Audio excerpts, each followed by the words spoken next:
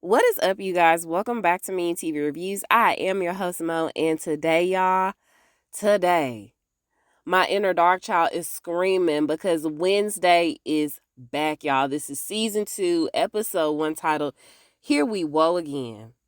Now, when I first did this cut, y'all, when I made the first attempt, I tried it in my DMX voice. It didn't go so well. Rest in peace to DMX. So, y'all, I hope you guys are having a wonderful start to your week. We're halfway done with this thing. So without further ado, let's go ahead, get into the synopsis real quick, and then we're going to get right into the episode. So the synopsis for this one is, after a productive summer break, Wednesday returns to Nevermore as a grudging campus celebrity and the target of a dangerous killer. Ooh, stalker. Probably killer too. All right, y'all, let's go ahead and get into this episode. So we're going to be going scene for scene because I told y'all it seems to flow a little bit better, especially during the work week, for me to do it like that so I can get the shows out to you still consistently during the week. All right. So the episode starts off with Wednesday in a serial killer's basement, to her delight, actually.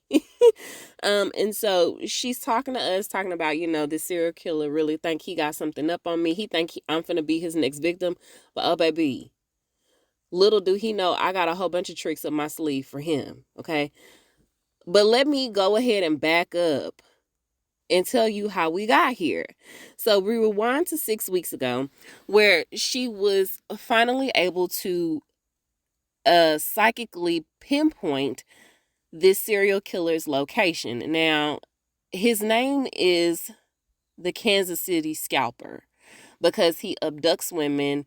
He shaves, well, he don't shave their heads, but he scalps their hair off, and then he puts it on these dolls that he makes for them, right? So the dolls are his trophies after he claims his victims' lives, okay? So she's been tracking him since she was a little teeny tiny bopper. And this summer, she has really been able to hone in on her psychic abilities thanks to Goody's book. Okay. And so, like I said, she was psychically able to pinpoint his location thanks to Thing. Now, Thing was able to retrieve an item from one of his victims just as she was being snatched up by him. It turns out she was an avid bowler, and so she had her own bowling ball. Y'all, the bowling ball had a doggone duck in it. It was so cute, but it was screaming childlike. Okay, how old was this victim? So Thing ended up getting that for her, and so she was able to find him. Now, the problem is she's got to find a way to get there. So, y'all, she's going through TSA. And we all know that TSA can be a hassle, okay? But for her, oh baby, it was a time. So she went through the scanner thing, and of course it started beeping. And so she pulled out these brass knucks, right? And she was like, okay, this should do the trick. I should be able to get through now. Well, on the other side, while they was checking out her bag, they was like, hey, y'all might want to come over here and look at this. So when they go over there, he ended up pulling a hand out of her carry-on. Y'all, it's Thing. We know it's Thing, okay? And he looks paler than usual. He might be under the weather. But she plays it off talking about she finna get ready to go to an embalmers convention or something like that. And so that was like, all right, cool. That wasn't really the issue while we was finna get ready to call you over here. The problem is you got this large bottle of sunscreen off in here. And so she's looking at Thing like, really? You trying to get a tan or something? You thinking this is a vacation or something? And so they end up coming back over there because now she started going off. The beeper started going off again when she was trying to go through the scanner. Y'all, she pulled out a whole artillery of weapons. I was like, at least it wasn't no guns in there. And so the lady was like, girl, what don't you understand about the fact that weapons are prohibited? And she was like, girl, what don't you understand about the fact that it's crazy people getting on planes every day, all day. And you think I'm not going to be armed? You seriously think I'm finna be up here not being able to defend myself? Oh, you got another thing coming.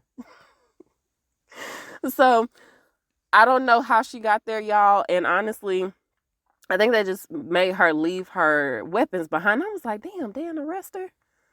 I mean, I guess since it wasn't like, technically you can carry an axe. Technically you can carry a hunting knife. Okay, all right. So anyway, she was able to board the plane. She made it to Kansas City, and she ended up surprising the Kansas City scalper just as he was probably finna get ready to go snatch his latest victim, right? And so he was closing his door. Apparently, his high up that's not the word I'm looking for. His cover up gig is that he does like oh my gosh, he does doggy grooming. Okay, so he's a dog groomer. That's his his cover up gig. And so just as he's finna get ready to close the door, out pops Wednesday. Okay, cute little jump scare for you to start the episode off real good. And so she tried to tase him, right? When she went in to tase him, he dodged it. And so, of course, when she touches things, she ends up having these psychic visions. So she ended up having a vision. It caused her to collapse, which brings us back to the beginning of the episode where she finds herself in his basement, sitting at the end of the table amongst all of these damn dolls. They look creepy, y'all. So he's there. By the way, I know that ain't Mr. I see dead people all the time. I know that ain't Haley Joel Osment. I know that is not him. I think it is, y'all. He just got long hair. I feel like I saw him in something else recently, but his hair was shorter. I think that is him. So anyway, he's sitting up there talking plenty cash money to her, talking about, he finna, he's made a doll for her and he's showing it to her. And so, like I said, she's talking cash money. And then I know where she was like, hey, I got something to show you. I got a trick for you.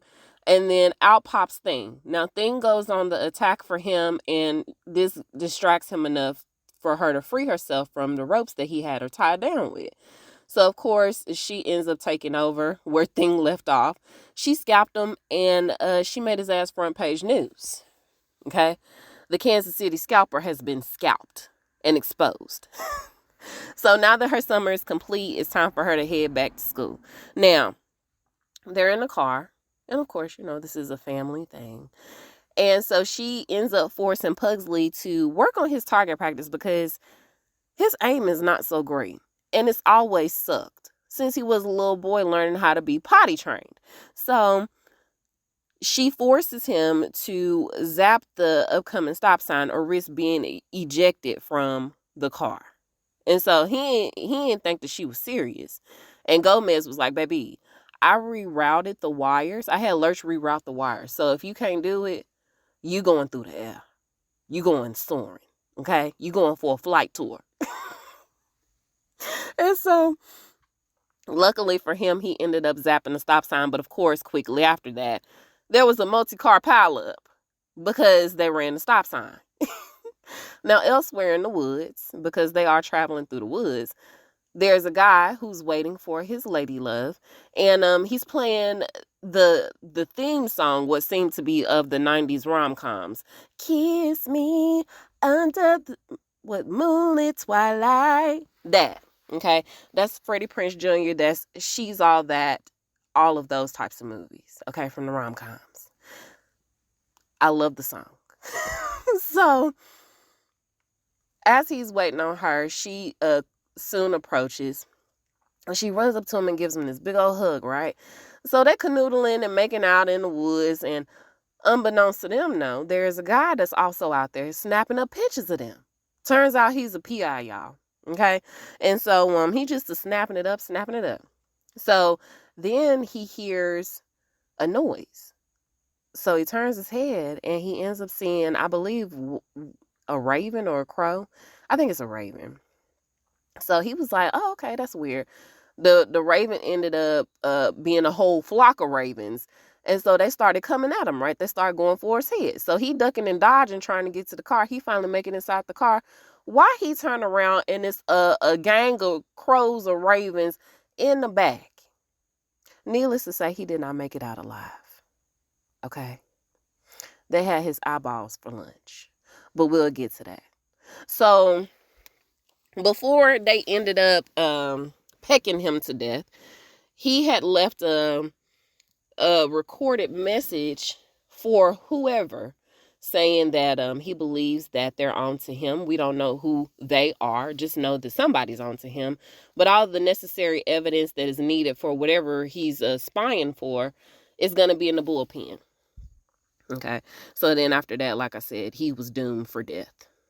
So they end up making it to school, and we learn that Pugsley is actually going to be joining her this year. He is a new student at Nevermore. And so Morticia was like, hey, girl, so I'm going to need for you to look out for your brother. And I was like, Morticia, did you not see what happened at the beginning of last season? Because her looking out for her brother is the exact reason why she landed in Nevermore in the first place. Piranhas, swimming pool, remember? So that's that, right? And they come in, and of course, since Wednesday saved the school, basically, now she's a school celebrity. Okay, she's being bombarded by all these people. There's all these newfound fans, young and old.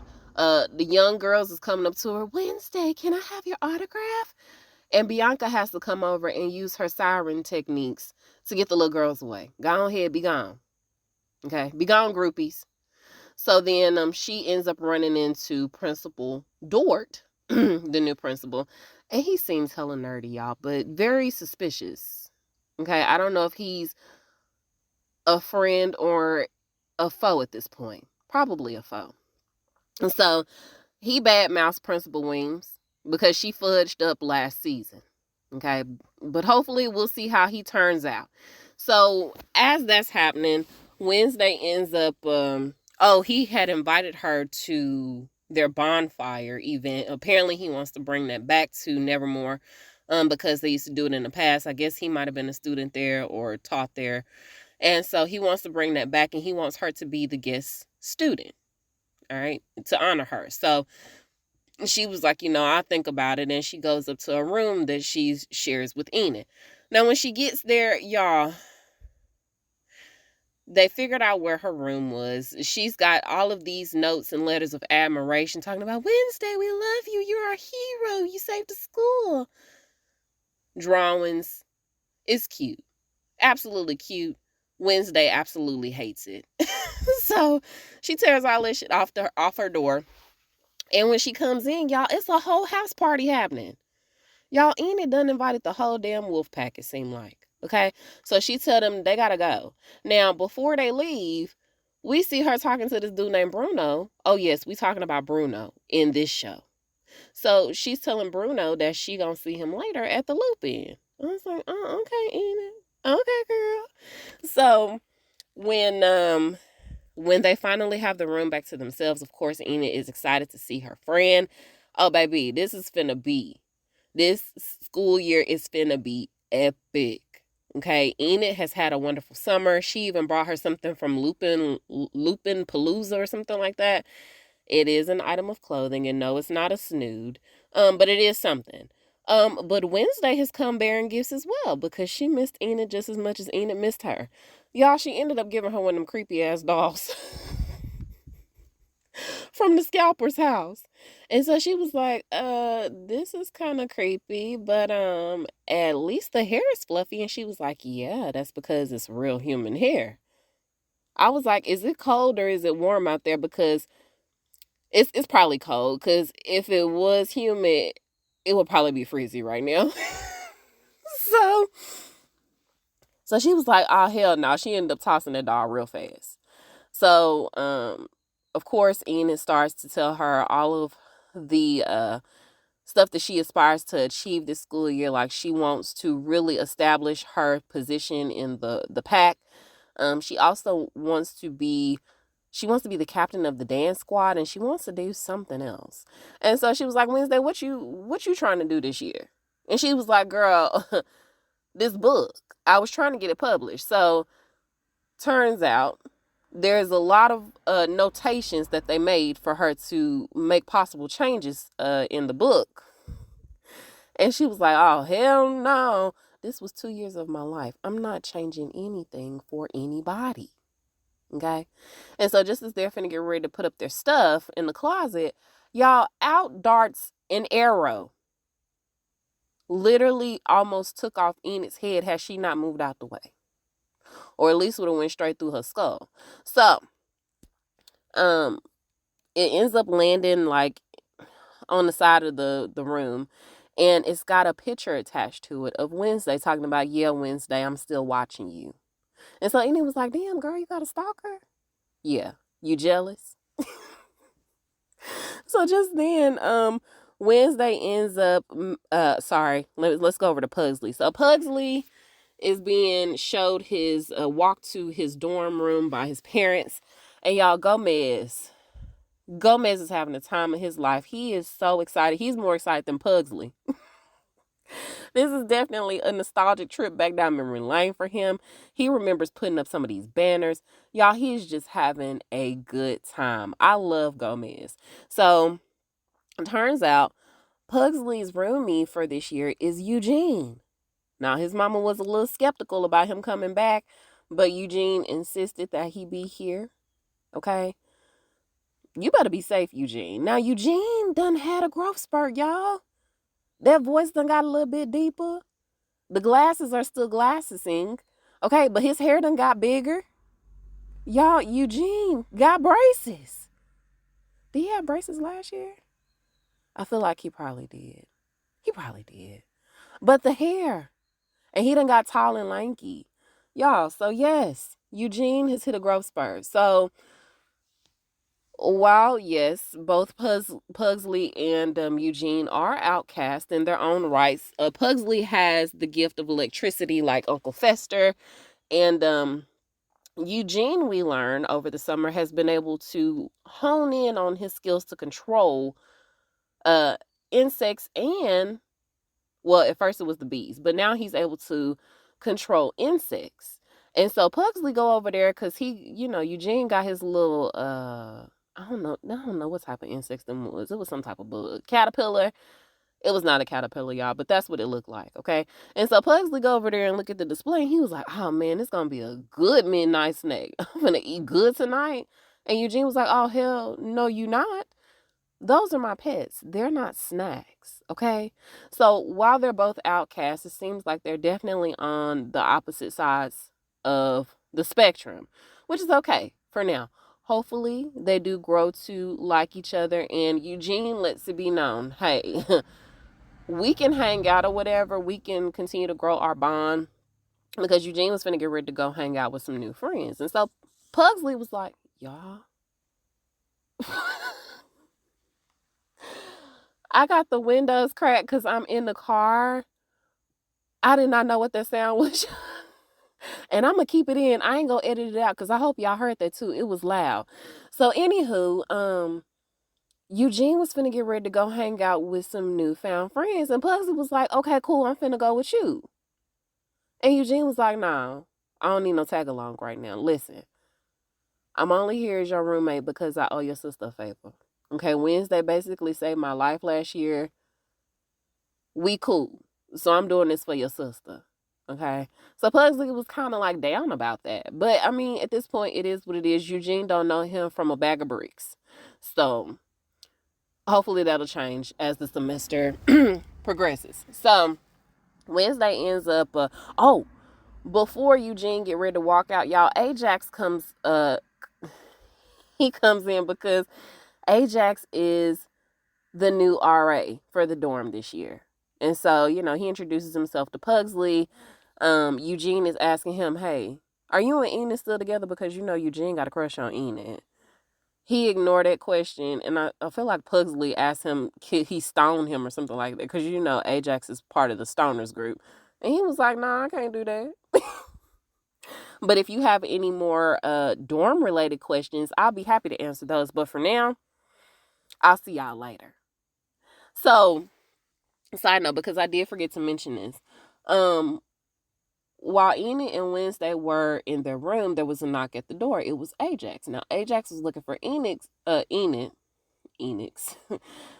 Ajax was looking for Enid because, he's still crushing on her or whatever. And so he had brought her like a welcome back teddy bear or whatever. And when Wednesday opened up the door, y'all, Enid hurried up and hid behind the door real fast. And she was like, Wednesday, tell him I'm not here, girl. I am not here. And so, of course, Wednesday covered for her. But as soon as she closed the door, Enid was like, girl, yeah, my feelings for Ajax are changing. Yes, he's cute. Yes, he's kind. Yes, he's a lovable being. But I'm just changing, and I don't think that our goals align.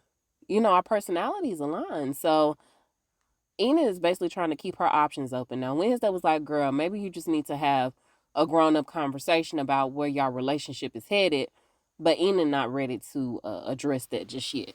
Now, Wednesday ends up joining her family again, just as she overhears Principal Dort offering Morticia to be the chair for like their annual fundraiser.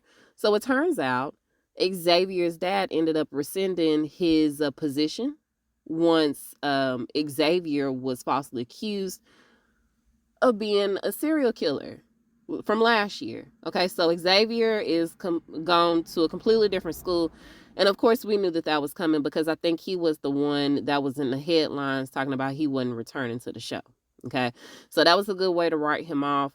But now, since he's offered this position to Morticia, this gives her something to think about. So she was like, okay, well, I'll just think about it once I get back home and I'll let you know. And he was like, so about that, I was actually hoping that you would give me an answer sooner than later. And as a matter of fact, you ain't even got to go back home because I want you to stay here and basically give the answer within the next 24 to 48 hours. And if you choose to accept the position, this can be your home away from home.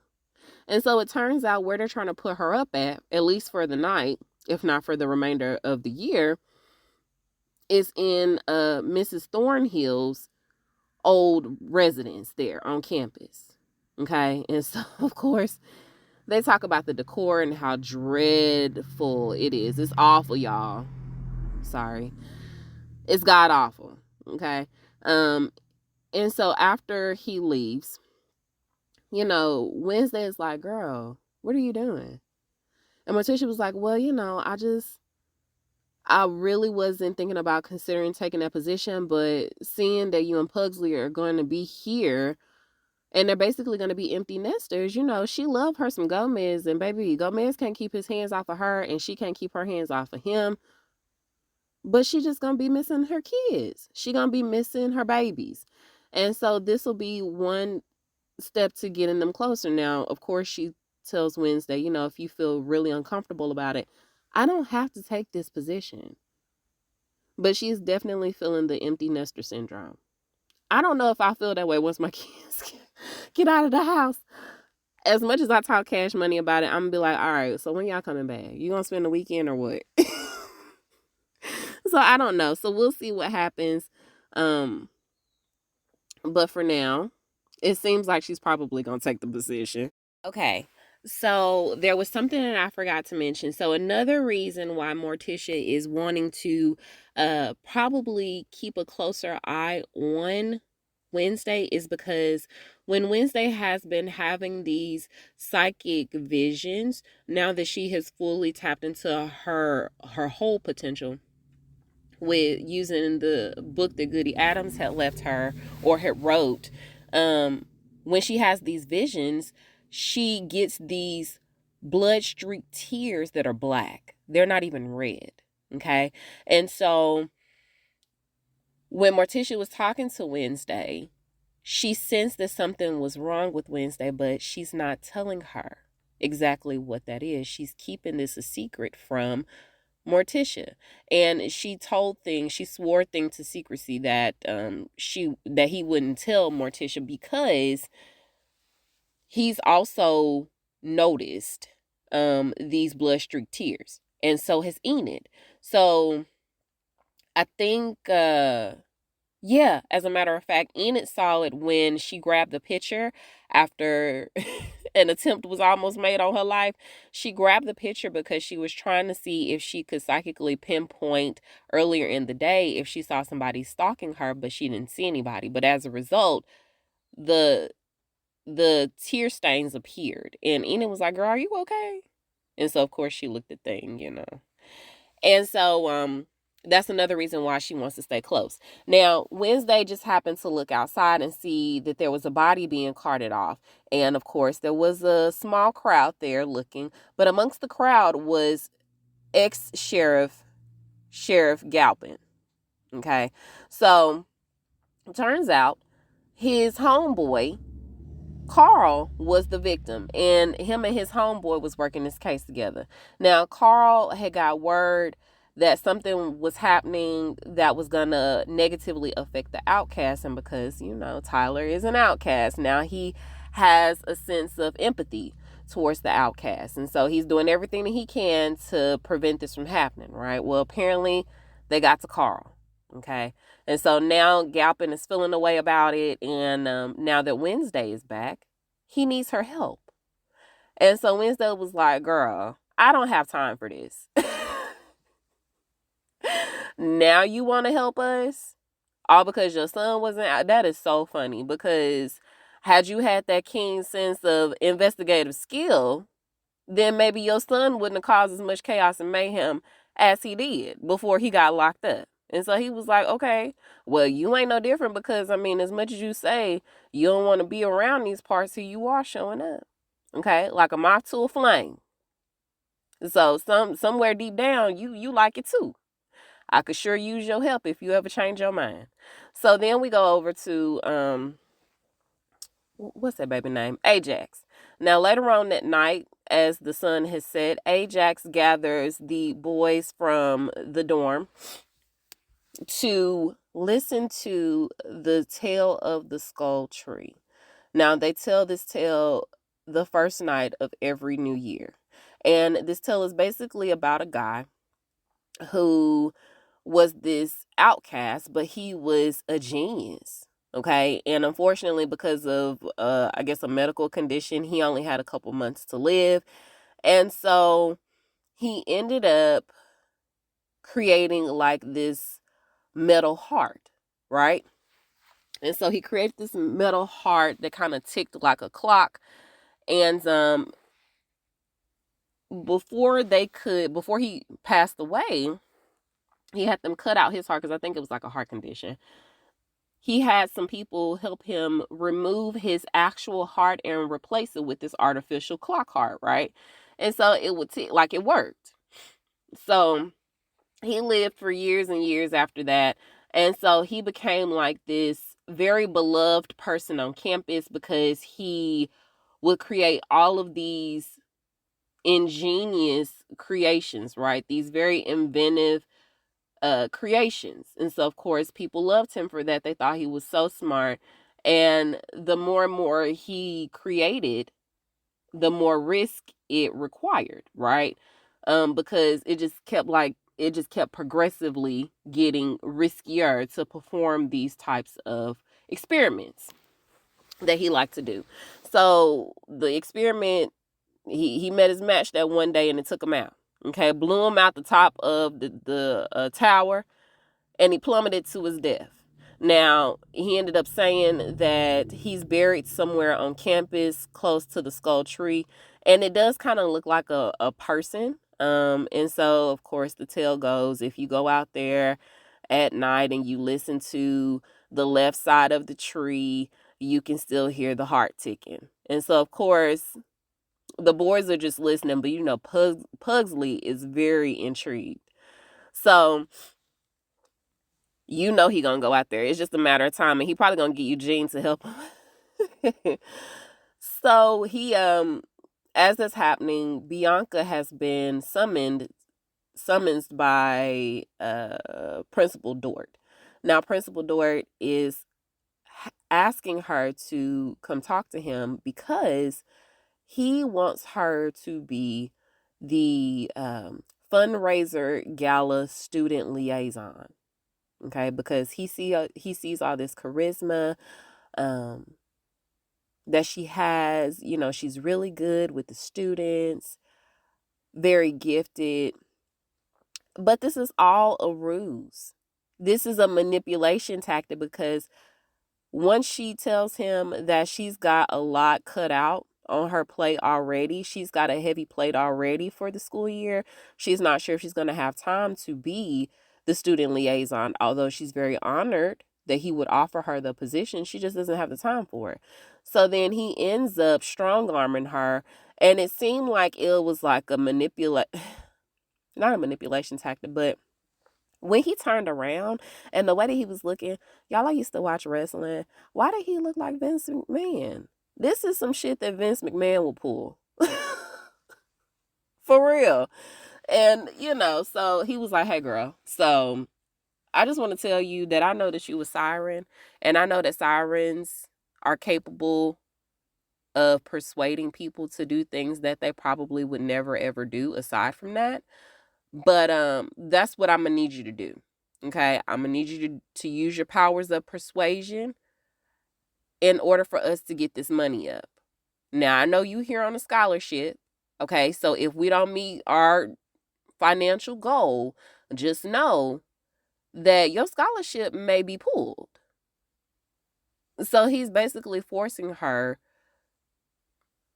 to have these people get their money that they may or may not have. Where's her mama? I feel like her mama gonna show up this year too. And then also, side note, when Ajax was telling the boys the tale of the skull tree, the animated sequence that they did, y'all, it reminded me of like a darker, grittier version of Caroline. If you've ever saw that movie, you know how Caroline, it was a lot of people that was making a lot of fuss about Caroline. It was actually a good movie. But everybody was making a fuss about it because of, how they were depicted. It seemed like it was like a Nightmare Before Christmas type of situation, but she had like, yeah, it was a little darker than that. But yeah, that's what it was giving me. So anywho, Bianca's being forced to do something that she's not gonna want to do for maybe the greater good of Nevermore. So Wednesday is Enid. Enid comes out to talk to Thing because Thing is still upset that Wednesday had yelled at him. I was like, when did she yell at you, Thing? And when did you really ever take what Wednesday said to heart? But okay. So Enid comes to talk to him, and she basically tries to cheer him up, saying, Wednesday is having a really hard time grasping this newfound celebrity that she has, okay? Stress is handled by everybody differently, but I want you to know that you are special. And I want you to feel special. So she ended up creating like this dollhouse for him almost. Call it a thing house, if you will. And so now he has a place to call home in their room. It is so cute, y'all. And he ends up slipping on this ring. So Wednesday actually goes to practice because, y'all, Enid has invited the wolf pack back to the room. I was like, I hope this don't become a common occurrence. But remember, she is trying to secure her spot within the pack. So maybe this is just, what she needs to do in order to achieve that goal. So as soon as Wednesday walk in, y'all, they started howling. She walked right back out.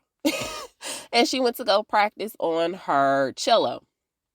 So she's practicing, and as she's practicing, there's all of these montages of things, different scenes. Pugsley is bringing a tarantula back to life with his electricity, it seems. So I don't know if this is one of Eugene's insects or if this was his, but he brought it back to life either way. And he's also studying a map to figure out where Skull Tree is.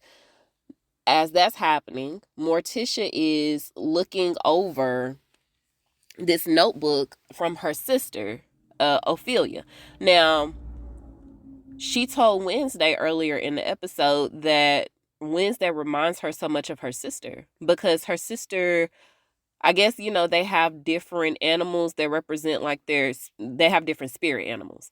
So Morticia is represented by a dove, whereas her sister Ophelia was represented by a raven, which also happens to be Wednesday's spirit animal or spirit bird. Anyway, so she was like, I see a lot of Ophelia in you, and it's concerning to Morticia because apparently whatever happened to her sister, it did not end well. So she's looking over this notebook, and as she's looking through the notebook, we see all these different pictures of Ophelia. Well, there's a lot of different writings in the notebook. It's like a lot of different sketches and stuff like that, but it's also the blood streak tears that Wednesday is now experiencing. And I feel like her sister probably read that book that Goody had left behind, but I feel like because they had left it behind and fully tapped into that potential, they ended up inviting some sort of dark spirit inside of them, and it's slowly like killing them. So we'll see what happens by the end of the season. But anywho, she's looking at that and she's very concerned. Also, what else is happening? Principal Dort, he got the picture of Weems and he was like, girl, I don't know if I want to hang this up or not. And then finally, Lord, I forgot her name that quick. The new music teacher, Isadora. I forgot her last name. Isadora comes in and introduces herself to Wednesday because she overhears Wednesday practicing. And so apparently this lady was the first probably outcast to, or she was like a child prodigy, or like a musical child prodigy. And she completed her first classical album by the age of 10, which is very, very, very impressive. I love music, but not that much. So she's talking to her and she's basically trying to give Wednesday some tips because the musical selection that she was playing, that guy ended up playing chess, and so she felt like chess was a way for him to help progress his music, right? And how he produced his music. And so Wednesday was like, girl, spare me the time. Okay, spare me the lecture. I don't need the tips. I do this for my own fulfillment. And she was like, well, you playing the music, but you still don't seem fulfilled. So how is this working out? Touche. Touche. So it's definitely intriguing her. And we find out that she came back because she was so impressed by the younger generation doing everything that they can, risking their lives to save the school. This inspired her so much. So now she's come back to be the new music teacher. And I was like, Wednesday, please tell me you not believing that. We also see in the background while Wednesday was practicing that her stalker is cutting out more pictures. Like the big picture that they had cut out, y'all, they cut out her eyes. Who is this stalker? I know you have got to be kidding me. So, Principal Dort is still trying to woo Morticia, trying to suck up to her and make sure that she agrees to become the new chair for the foundation, not foundation, Lord, the fundraiser gala. Okay, but she still is pondering because of course she needs to take into consideration the time and the effort that this is going to require her to be involved with the school, but she also has to take into consideration the effect that this is going to have on her family, i.e. Wednesday, because everybody else is indifferent about it, right? So, but Gomez is always her cheerleader, but they're indifferent about it. So she was like, I just need a little bit more time. Now, he does say that he is all for Outcast, whereas Principal Weems, again, he's shitting on her memory. Principal Weems was more of a people pleaser. Okay, she always wanted to fit in with the normies, not necessarily my jam, and so I'm always going to be for the outcast because I am an outcast. And at that particular point in time, I was just kind of wondering, what his magical power was, but we soon find that out shortly. Now, Wednesday ends up making it back to her spot, like it's an apartment or something. She makes it back to her room and she's greeted by Enid, who tells her that Xavier had sent her a letter and he also sent her this picture. Now the letter says, hey, I guess you must have lost your phone or something because I've been trying to blow you up, girl, and you've been dodging me. So Wednesday reveals that she dropped the phone in a pot of boiling water. Okay, so you ain't gonna be able to communicate with me like that. But he also drew her a picture. Now y'all know that he is in tune with his psychic abilities as well.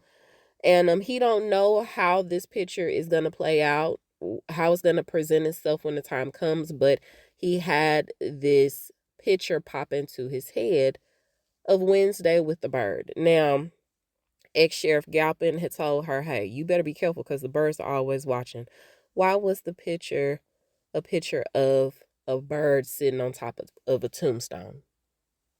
On top of a gravestone, y'all.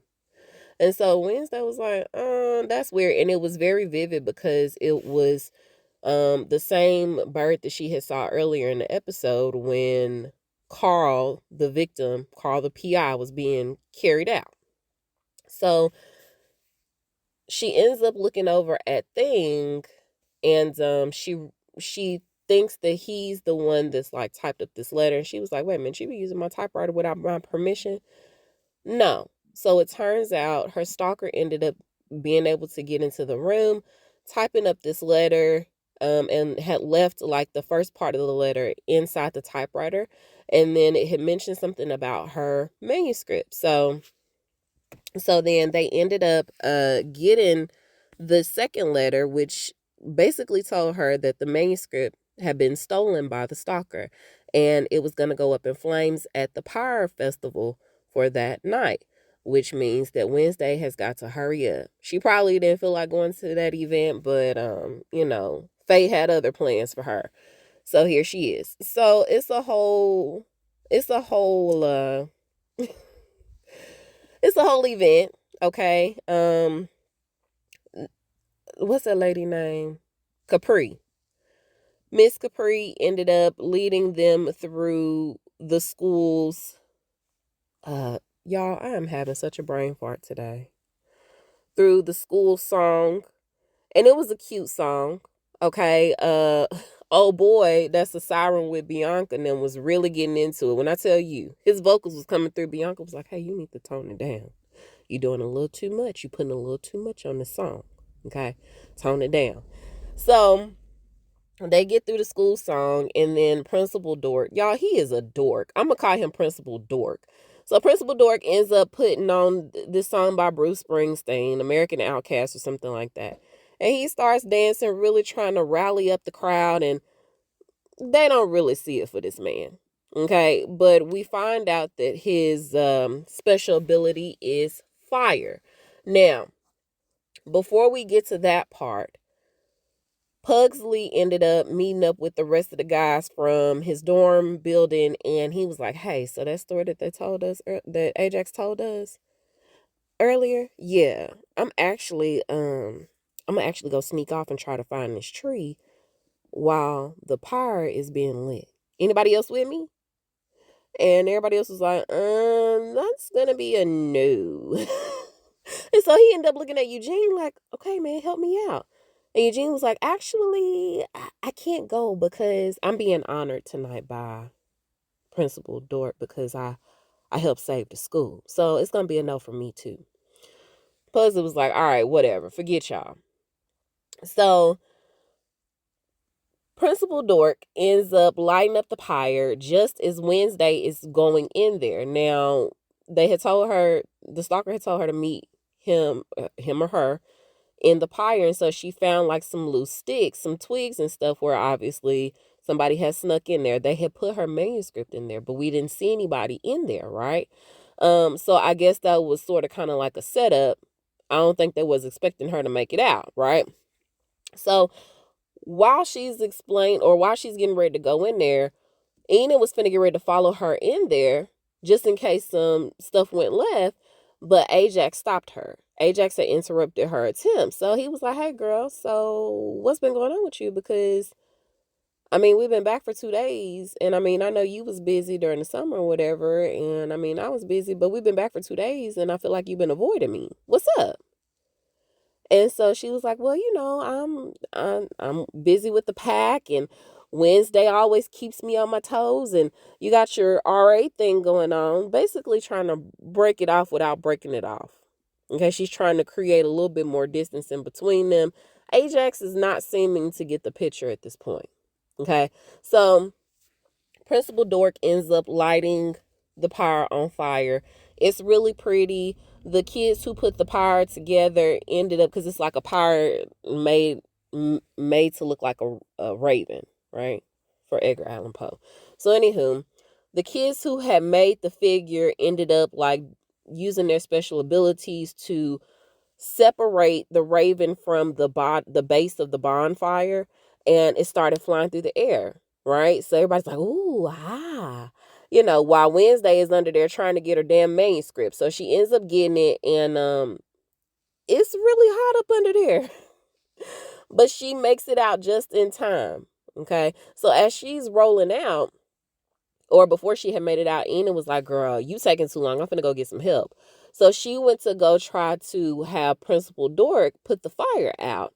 And so just as he's finna get ready to try to figure out how to do that, Wednesday ends up rolling out from under the pyre. And so he was like, oh, that was perfect timing. Okay.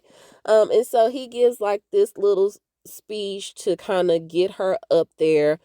And he wants to honor her by, he had this big portrait painted of her, Enid, Bianca, and Eugene. Well, this portrait has her on the front. She's actually smiling, which y'all know Wednesday never does. So we know that this is some BS. And she's also got a sword in her hand, right?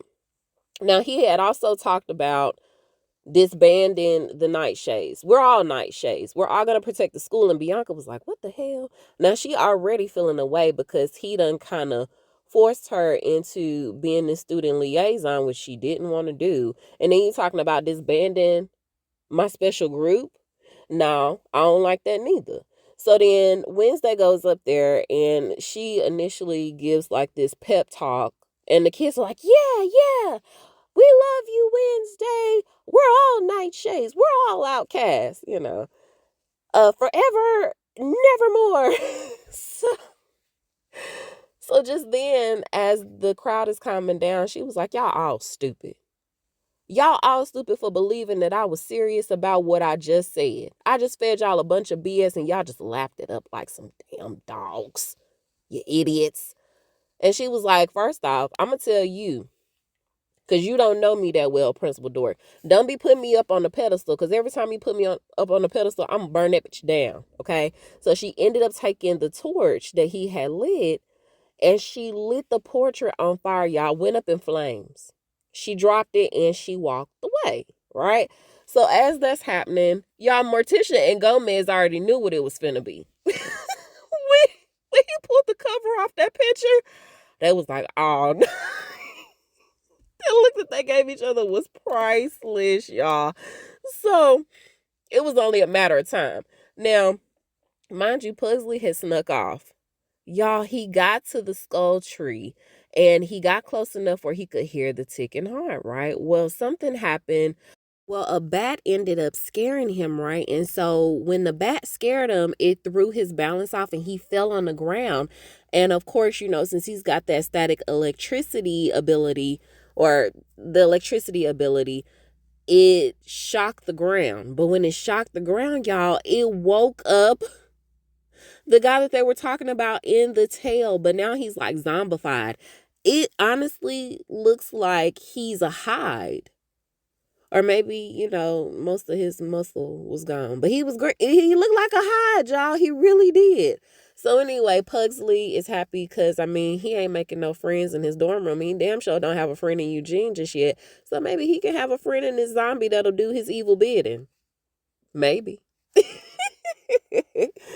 So then we go back to Wednesday, y'all. Wednesday is storming off. And Enid, of course, is upset with her after she done torched the picture that included her. Wednesday, you my friend, girl, we besties and all, but you tripping. Why you gotta ruin it for everybody else just because you don't agree with the plan? So Wednesday was like, girl, that ain't how I roll, this, that, and the third, right? So just as that's happening, she ends up touching Enid. And when she touches Enid, y'all, she has a vision. And this vision is basically of the picture that Xavier just sent her. It's all the birds in the cemetery. She's looking around and she finally finds the bird with a flower in its mouth, or a petal. So when she goes over there to get a closer look at the bird, y'all, why did the tombstone say Enid? Enid is dead. And so then she starts to hear Enid's voice saying, Wednesday, this is your fault. This is all your fault that I'm dead. And then she turns around, y'all, and Enid is dead. But she's shaking Wednesday. And so, of course, on the other side of that, Wednesday starts convulsing and having the seizure as her parents are rolling up, y'all. And that's the way the episode ends. Y'all, it was pretty good. I really do hope that this one does not come true. I don't know how this is going to work out. Because it seems like every vision that happened last year played a key effect. So I really do hope that Enid is going to be okay, y'all. But y'all let me know what y'all thought about it, okay? This was a good way to start off the season. We already don't like Principal Dort. I'm rooting for Bianca. Ajax, baby, just read between the lines. She is over you. Enid is smelling herself, and baby, she is smelling flowers, okay? And poor little Pugsley. He's still an outcast amongst outcasts, okay? Okay, y'all, so what I'm going to start doing, hopefully at the beginning of every show that I start or every new season that I start, I'm going to try to give you predictions depending on what show it is. So me and my friend were just talking about this first episode, and I was telling her that I'm very concerned for Enid. I'm not sure how this is going to play out for Enid, but I'm very concerned for her. If not for like a literal death, maybe the death of their friendship, just because I could see their personalities are starting to part ways again. Like they had that argument in episode 1, but I feel like this is going to be the death of their friendship. Whatever is going to happen, probably. Also, or maybe, Wednesday may have to make a huge sacrifice to save their friendship, or maybe Enid's life. I am suspicious of Principal Dork, because I feel like he might be the stalker. If it's not him, it's probably the new music teacher, Isadora Capri, because where did you randomly come from? Like, it was given really suspicious that you just felt so inspired by these kids trying to save the school last year. You just came out of nowhere. And then I feel like Principal Dort would have more of a motive, though, because it was such a coincidence that just as Wednesday was getting that manuscript, and she was literally rolling out when Principal Dort was finna get ready to introduce her.